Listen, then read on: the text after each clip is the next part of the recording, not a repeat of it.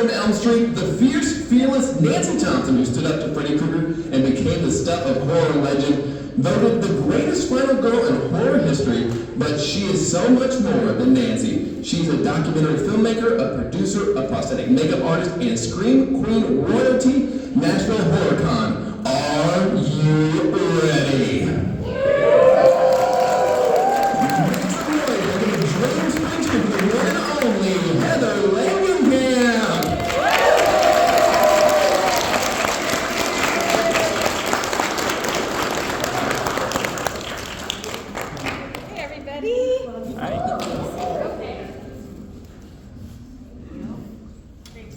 We are so happy to have you here. That nice introduction. Yes. We wanted to just really capture how wonderful you are and how excited we are to have you here. And first off, are you having a good con so far? That's a great con. I've met so many very, very nice people and just had some really great conversations that I'll never forget. Absolutely. So let's get into the reason why you're here. Well, one of the many reasons. So, Nightmare on Elm Street, when you first got that role, did you have any idea that this many years later you'd still be here talking about it? I had absolutely no idea. No, none of us did. Not even Robert Englund, who he was already kind of a star, and I think he thought V was going to be the thing that he was known for the rest of his life. And we all, it was a summertime project, so it feels like summer school in a way. Like it's they smashed it into a couple months. We worked really quickly. Like I've told several people today, it was kind of like arts and crafts class half the time because the special effects department was always coming up with really crazy ideas about how to do this, how to do that, and with very small budget, it's really hard to. You usually need months to create a big special effect, like the ceiling effect where Freddy comes and over my bed, like that would have been designed and made in a carpentry shop and then carted onto the set. And for our movie, they just came to us in the morning and said, if the people are here who I told that story to, forgive me for repeating it, but I said, you know what, we haven't really figured out how we're gonna do this scene, but there's this new fabric. It's called spandex, and they sell it over the hill at the fabric store, and we're gonna be a little late getting the set constructed today because we're gonna go buy some of that and do a test. So it wasn't Joann's, but it was something like that. And they bought a big roll of spandex, and they stretched it on some stretchers, on some 2x4s with some staples, and the DP lit it really beautifully, and they practiced with Robert, they're holding him by the belt, where he leans in. It's very low budget, but it really turned out great, and every day was pretty much like that. Yeah. And now we use those as Spanx. I know. Yeah, it was like a big white Spanx, right, breaking a ceiling.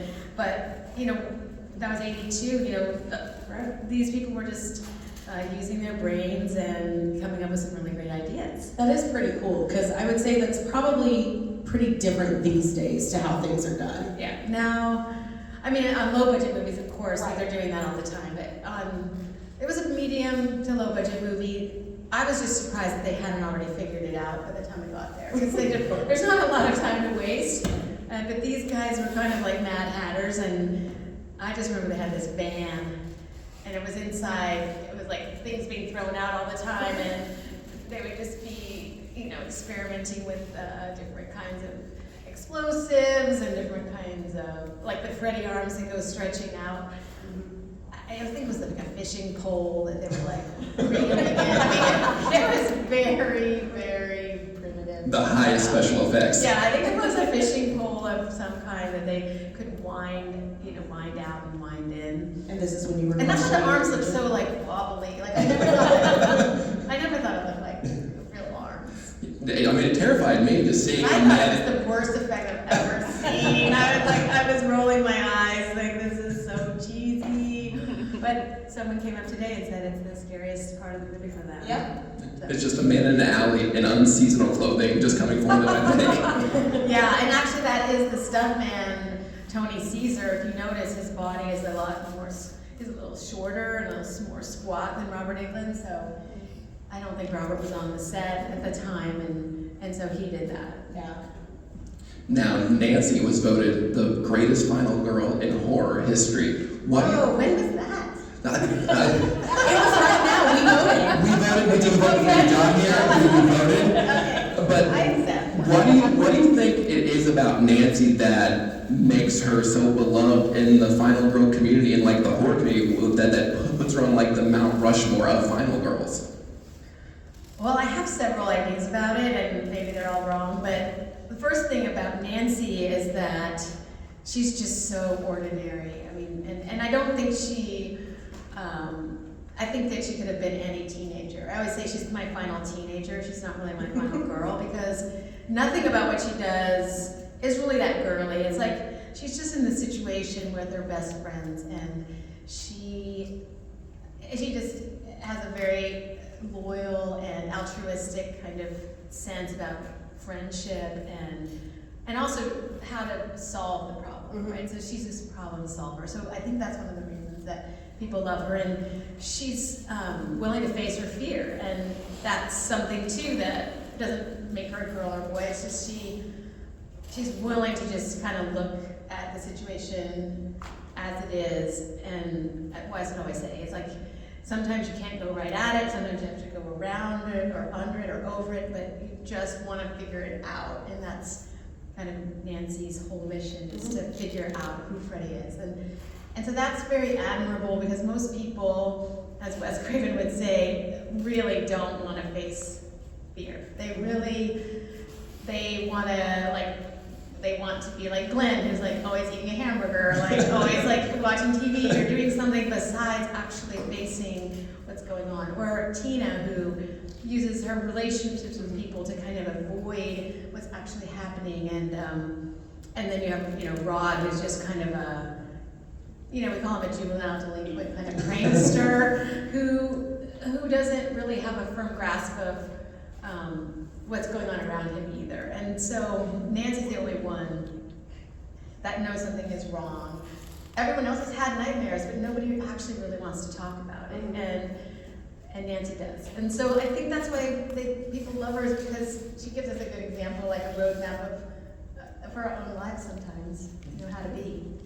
Absolutely. So was horror something you wanted to go into, or did you just kind of fall into that? I've never really wanted to go into horror. Believe it or not, I really didn't think Nightmare on Elm Street was a horror movie. I knew that there was going to be like this bloody part, but I kind of thought it was going to be like Breakfast Club or like 16 Candles. Like I thought it was going to be like about all these teenagers who are like having this weird weekend, and like it gets a little spooky, but then like for sure though. Because we hadn't seen Freddy Krueger yet, we didn't know that character was going to be that. I thought it was going to be just more supernatural things happening, because in the script, Freddy is rarely there. It's like we're thinking about him a lot, but we don't see him a lot, right? So we don't really know that he's this person. And so when I read the script, I guess I just skimmed over the Freddy part, because I was looking at it like the relationship with the teenagers. Like that was the fun thing for me. That was the thing that I really liked about it. I liked how the kids talked to each other. I liked how they tried to save each other. I liked how they were, thrown into the situation together. And there was a lot of, good relationships in the movie. That's kind of what I was there for, yeah. Right. Yeah. So one of the most iconic scenes in Nightmare on Elm Street that made me afraid of bathtubs is that scene when the claw comes up. How was filming that, and do you feel like that is... How does it feel to be associated so heavily with that scene? Well, again, we didn't have any rehearsal time, so I get to work that morning, and I worked pretty much every day on that show. And they said, okay, today we're doing that bathtub scene, and I'm like, oh, great, like, where's the bathtub? And how am I gonna sit in it? Like, are you gonna have hot water? I was worried about my comfort. Am I gonna get to wear like a bathing suit or something in the water? And they're like, well, yes, we put this idea together. We haven't tried it yet, but they had built a very big, kind of this box made out of plywood that was lined with plastic so that they could fill it all the way to the top with water. So this was a box that was probably 9 or 10 feet tall, maybe 12 feet tall, and the size of a bathtub otherwise, you know, what is it, like 3.5 feet by 5.5 feet. And they're like, well, then they had a little 2x4 across the middle, and a little 2x4 at the end, and then a thing that looked like a bathtub at the top glued in. And they're like, you're gonna sit on this little 2x4, and your feet are gonna be there, and that 2x4, and then we're gonna have Jim Doyle get into a scuba diving outfit, a scuba suit, and a tank, and he's gonna be just under you. And when Wes bangs on the side of the bathtub, he's gonna stick his hand out and in and out and in.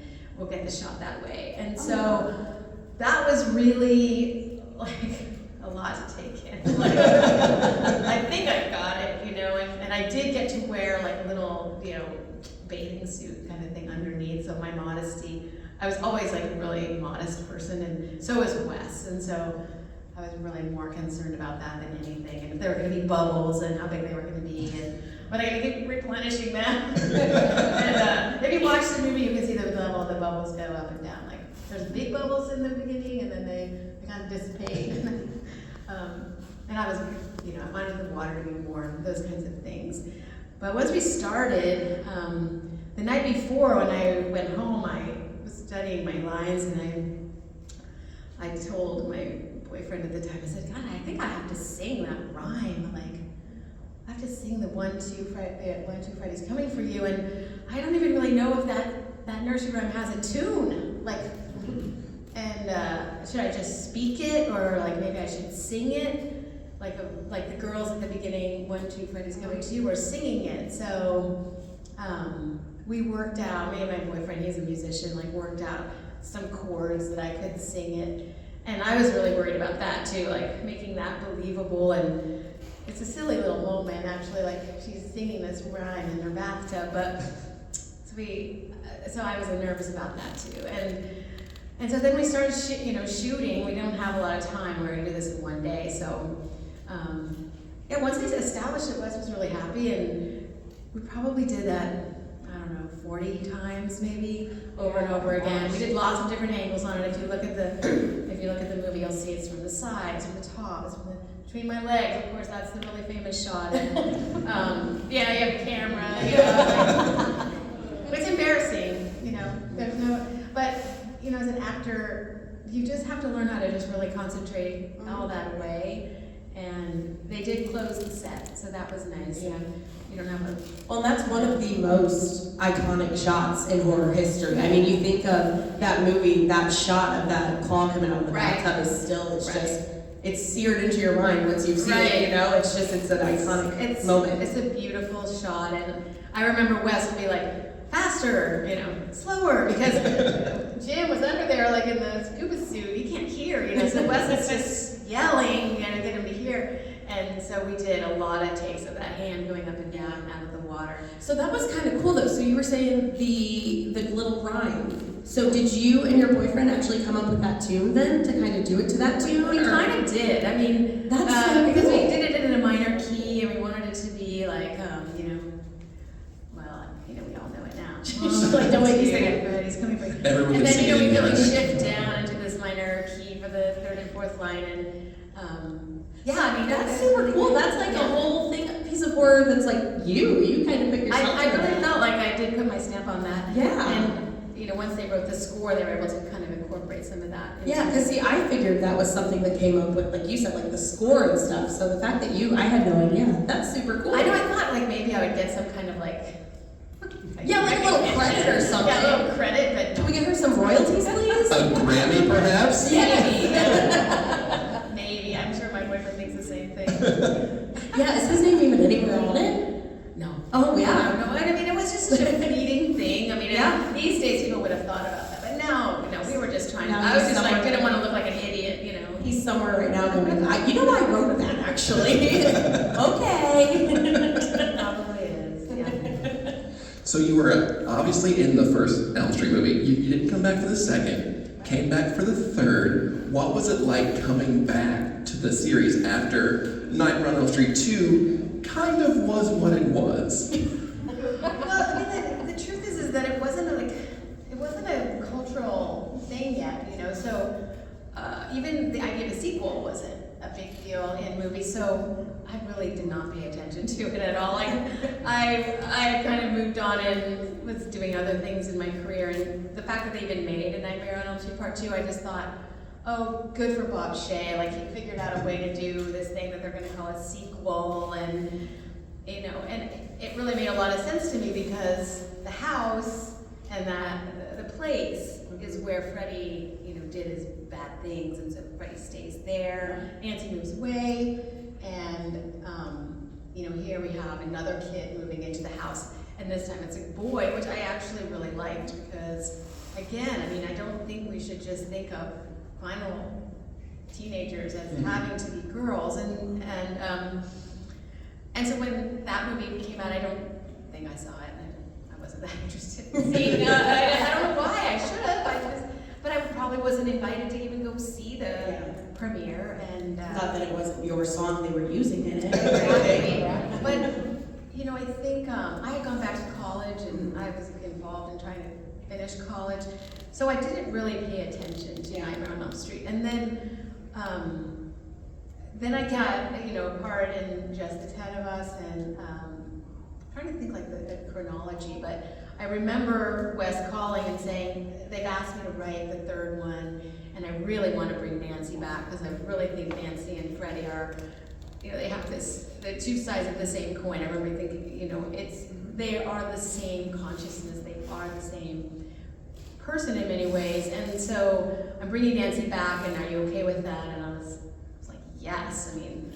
I hadn't had I hadn't had a lot of jobs, and so this was something that I really looked forward to, and unfortunately he didn't, wasn't able to direct it. I would have loved that even more, but we had such a good time, and it was a great experience. Yeah, absolutely.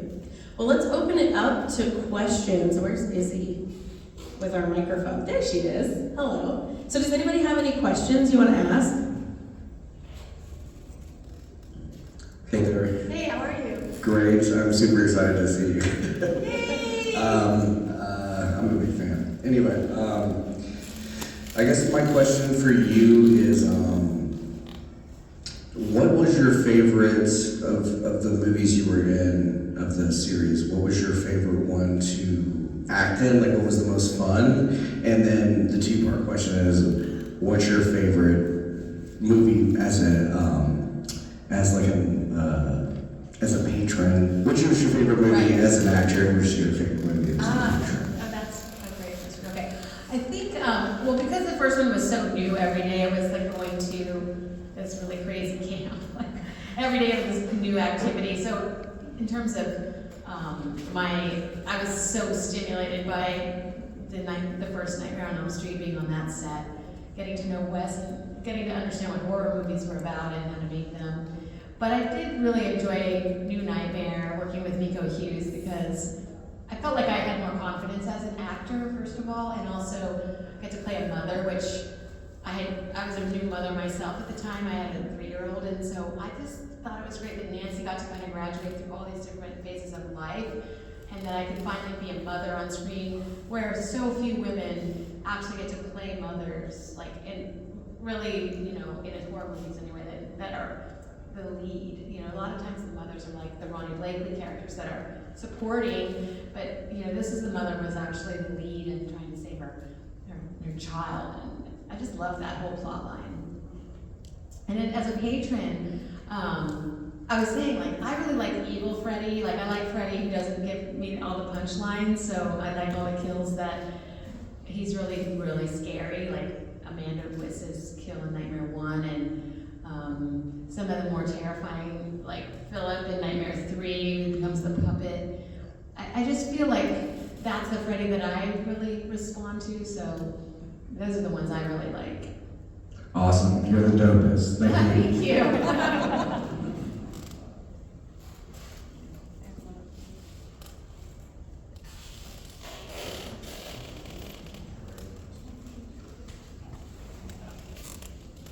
Hello, huge fan.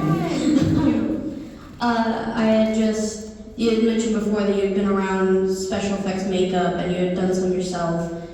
And I was just wondering, out of all the practical effects that you've seen or have done on you, which one have you been like, wow, I really don't want to do that again? Oh, I like that question.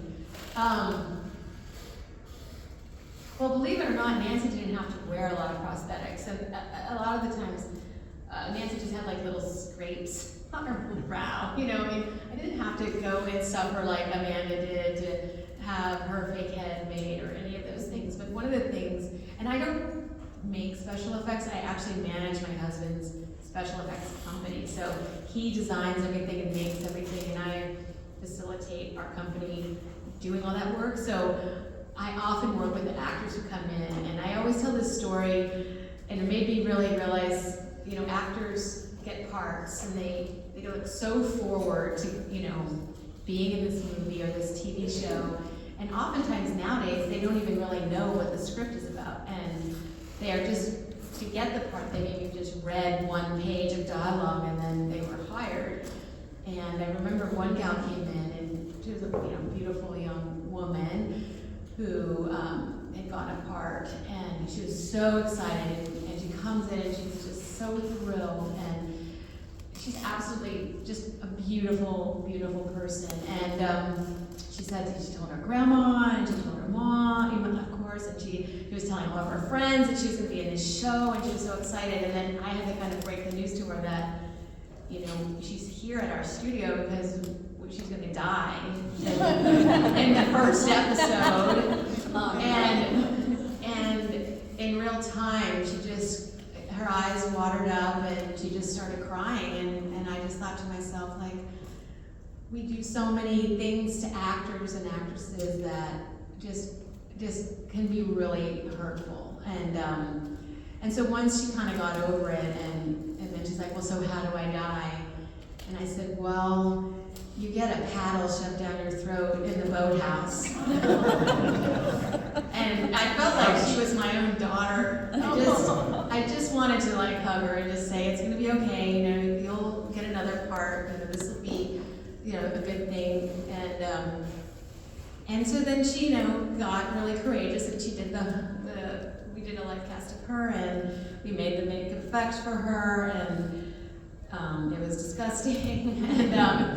But it just made me realize that when every time an actor comes in, you know, a lot of times Hollywood treats you kind of just like a moving, beautiful prop. You know, you're just like this gorgeous thing that they're gonna kill, and I've really tried to have that own sensibility, you know, whenever I meet a young actor, just knowing how hard it is, because you do have to do a lot of those kinds of parts sometimes in your career. And it's so awkward. I mean, we've had to have kids come in and like be pretending to kiss so we can line up a knife to go through their heads or something. Like it's, and these are just real people, and you're asking them to do this really awkward thing. And just, I've really, really tried. And in my shop, I've always tried to have like a half women crew, half male crew, so that, you know, if we are doing a live cast of a woman, like we can have a full women crew doing that. If we're having a man, you know, getting his live cast, that we'll have men doing it. Just, or asking people if they're comfortable, like just making sure that actors can have a sense of dignity, even though what they're doing is sometimes so humiliating. I mean, it's really hard to get a live cast, and you're, you know, you don't have much on, if anything, and you have a bunch of people like putting plaster bandage all over you and like, you know, touching you all over, and it's very personal, it's very intimate. And so in our practice at our studio, like I've really tried to create traditions that help people feel more comfortable. And so I hope I've, you know, helped some of these young actresses along the way, and I really feel bad sometimes. It's hard. It's really hard. Oh gosh, yeah, no, I totally get it. I'm an effects artist myself, so it's like doing live casts on people. It really can be really awkward, yeah. I'm always like, is that okay? Are you suffocating? Everything's gonna be fine. But thank you so much for answering my question. You're really kick-ass. Thank you.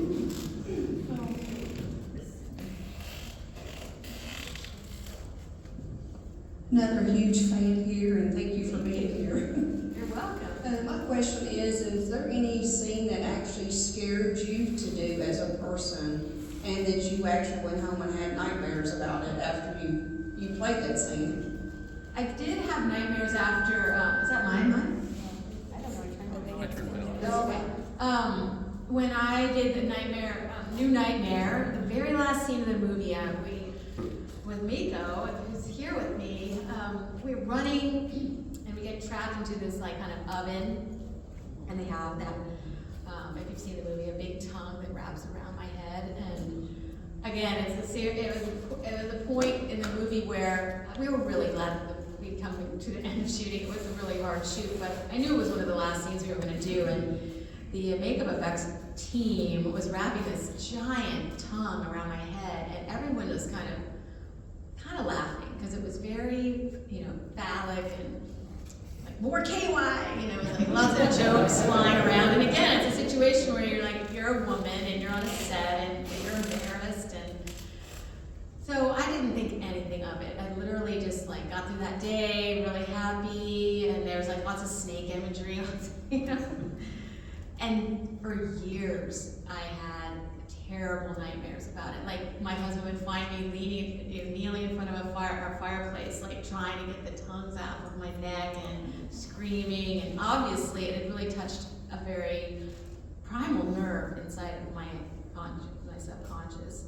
And so, I was kind of mystified by it at first, and I'm like, wow, that's so weird. That scene of all the things I've ever done, that's the one that I'm having nightmares about. And so, I'd always mentioned it to people, and then one day I just realized, I just hadn't stood up for myself and say, you're humiliating me, in front of this big group of people that I care about, this is humiliating. And I think if I had just said that, it wouldn't have just rooted in my brain so much. And when I talk to other actresses who've been in horror movies, they all say that there is a moment when you feel really humiliated, either you're covered in blood in your underwear and people around are just, everyone's cracking jokes, because it is a fun atmosphere on a set for the most part. But still, some kinds of little things are going into your brain, they're going in and they're lodging there. And it's funny, because I was asking Catherine from Terrifier, and I asked Barbara Crampton, and I asked, Danielle Harris, and I asked Scout Taylor Compton, and all of us can kind of nod our heads going, yeah, there's always that one moment where you just go, oh, I wish I was in Tahiti or something like that. I just don't want to be here. And but that's such a small percentage of, and nobody meant it. Nobody was trying to be hurtful. Nobody was trying to make you uncomfortable. It's just the way people are when they're uncomfortable, when people are together.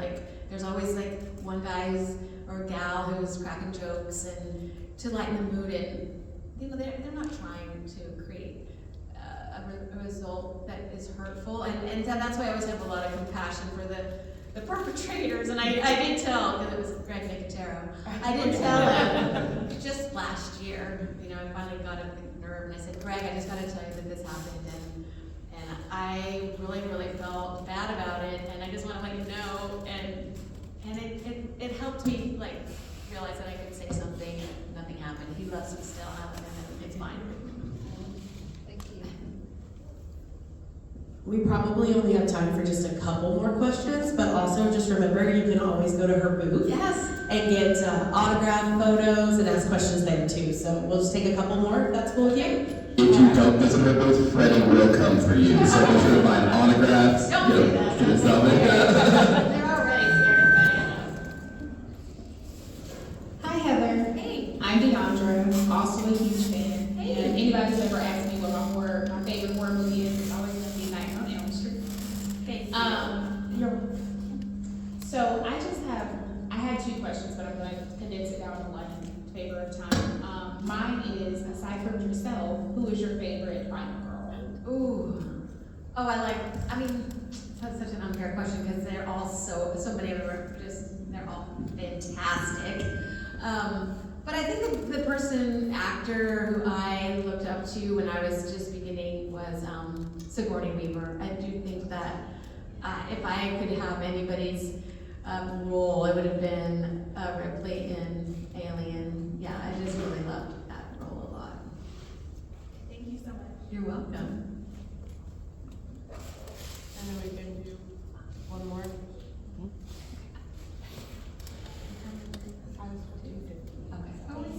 Thank you. Really quickly, you kind of talked about the creative energy that was on Nightmare on Elm Street. I guess I should have opened with, I'm a fan.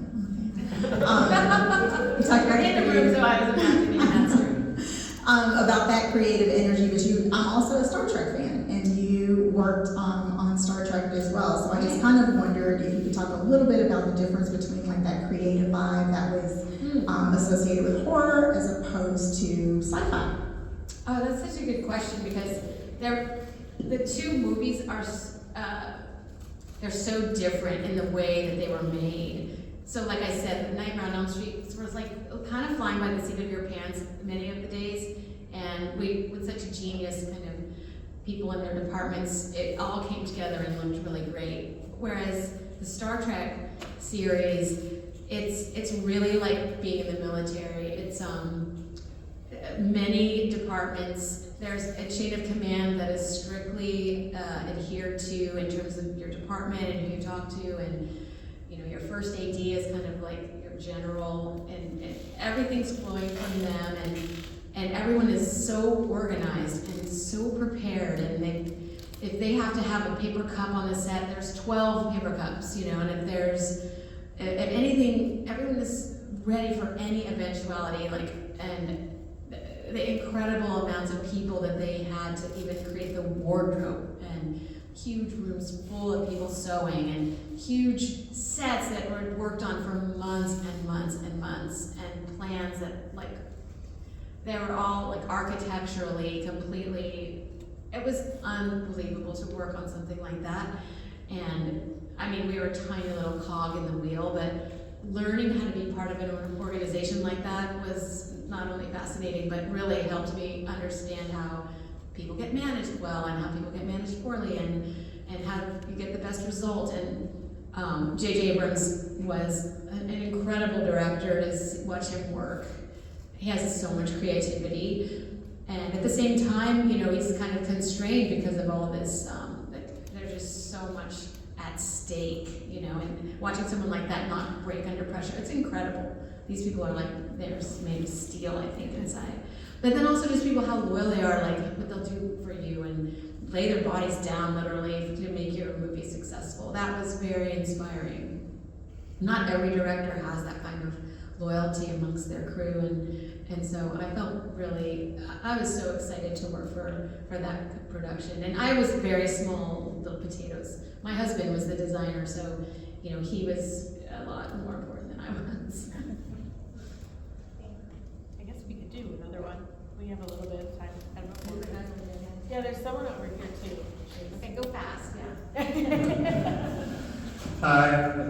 Sorry. So real quick, earlier this gentleman behind me had mentioned, or I asked you what movies you like filming, and you mentioned New Nightmare, which led me to wonder, what was your reaction whenever you were offered the script for New Nightmare? Because it's not exactly a typical movie. I don't think anyone expected to be. I was made. very worried that it was a stupid idea. That poor Wes had lost his marbles, nobody was gonna like it. And I did not want to play other Langenkamp. I just thought that was so gimmicky and weird. But then, Wes had a conversation with me, and he assured me that it was worth trying something new. And again, I hadn't had a job in a while, so that was very attractive to work again with Wes and work with Robert again. That was the biggest, excitement for me. But in my heart, I didn't really think much was going to happen from it. And same with Warner Brothers, who made it. They kept kind of double guessing Wes's, just the genius of that storyline, and I can kind of tell that they too were a little bit uneasy, and I don't think they particularly marketed it that well. They didn't really know how to handle how unique it was, and so I was just saying it came out the same weekend as Pulp Fiction, and it was a really hard, we didn't really do that well, frankly, and it's taken 35 years for finally people I see are enjoying it, really enjoying it. Okay, let's let him go. Yeah, I was gonna say, he's had a question. He's had his hand ever so long. Do you ever expect for them to reboot Nightmare on Elm Street? I do, every day. I'm waiting for the phone call. I can't believe they haven't rebooted Nightmare on Elm Street. It seems like such a, as a business person, you just feel like it's just leaving so much money on the table. Would you do it? Of course I would. If there was a part for me, I would love to play Nancy again. I think now that I'm, 61, I think that there's a role for Nancy to be that woman. I really would, she was a young mother, and now I'm a grandmother, and Grandma's in horror. grandma's in order. We need more. But I just think that Wes had this great idea of taking Nancy through these phases of her life, and I can just see if he was looking down, and he would have some great ideas for the next phase of Nancy's life. Thank you. Yeah. Thanks, everyone. Yeah.